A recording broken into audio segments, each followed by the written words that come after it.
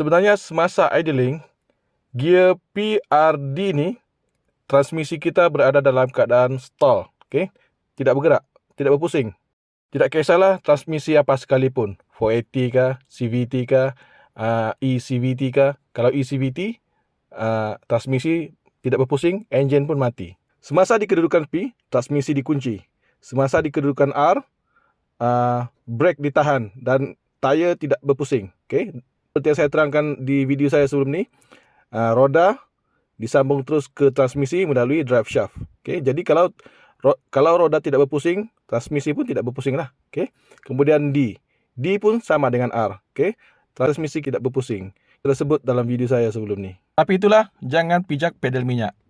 Pastikan kaki sentiasa berada di pedal brake. Bagi transmisi CVT, kedudukan macam ni, hidrolik yang ada tu cukup-cukup untuk tegangkan CVT belt saja. Tapi transmisi tidak berpusing. Jadi transmisi dan CVT itu tidak stres. Sebab yang menahan beban sebenarnya bukanlah CVT ataupun transmisi, tetapi brake ni.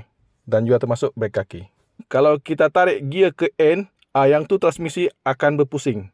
Dan akan menyebabkan clutch plate bergeser, kemudian meningkatkan haba dalam transmisi dan akan merosakkan ATF.